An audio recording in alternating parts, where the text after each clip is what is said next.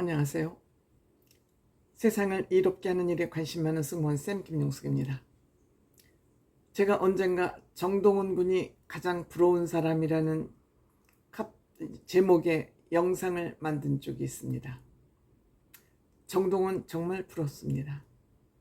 한 번 만나기가 대통령 만나기보다 더 힘든 임영웅 형을 정동원 군은 원할 때 자유자재로 임영웅 씨를 만날 수 있으니 영웅시대 팬들께서는 아마 정동원 군이 가장 부럽지 않을까 이렇게 생각이 됩니다.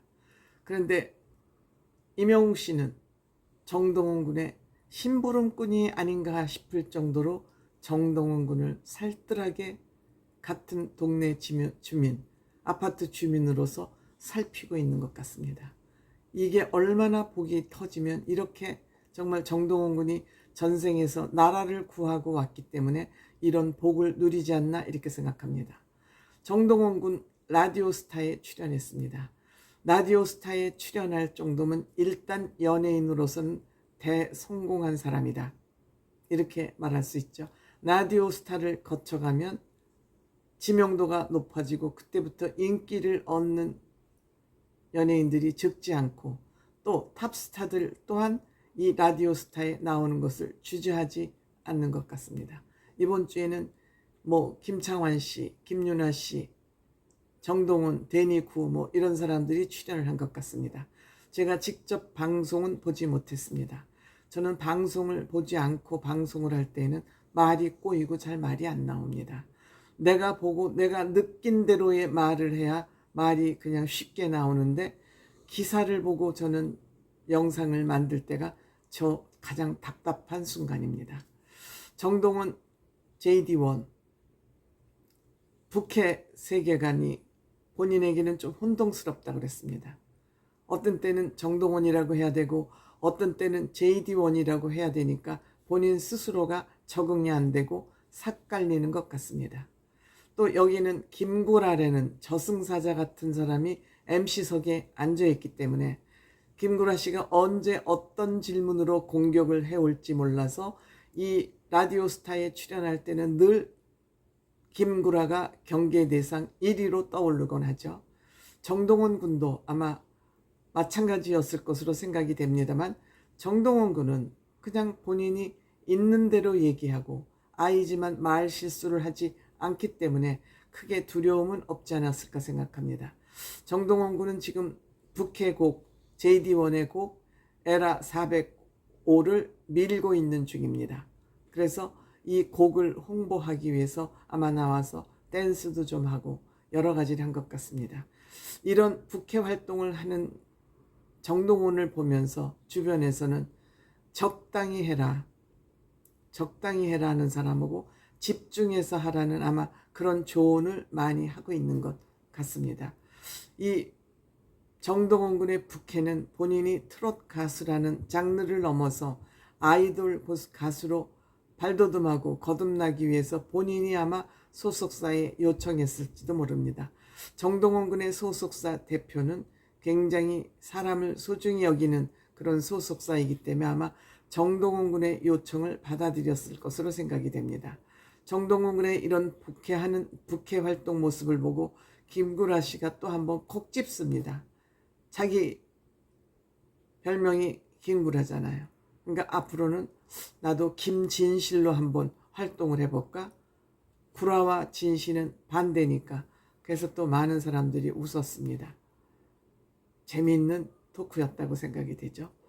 지금 정동원 군 키가 무려 176cm, 아마 내년쯤에는 180을 지금 한참 무럭무럭 자랄 시기이기 때문에 180이 되지 않을까 싶습니다.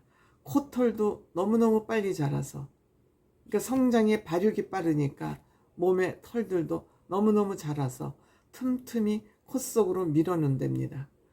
코털을 잘못 뽑으면 위험하다 그러니까 아마 잘라내야 되는데 미처 자르지 못할 경우에는 밀어넣나 봅니다. 주변에 형님들 얘기 당연히 정동원 군이 나타나면 물어보죠. 형님들에 대한 근황을 물어보면 장민호 삼촌은 정말 현실적인 조언을 많이 해준다. 즉 본인의 사춘기 넘어가고 명품족에서 본인을 구해줬다 그랬죠. 근데 이찬원 씨는 아마 대조적으로 놀리는가 봅니다. 조금씩 그러다 보니까 짜증이 난다. 자기 얘기를 잘 들어두고 우쭈쭈 해줘야 되는데 찬원 씨가 뭐 그렇게 우쭈쭈 하는 성격은 못 되지 않습니까? 그러니까 자꾸 놀리니까 좀 짜증이 나나 봅니다.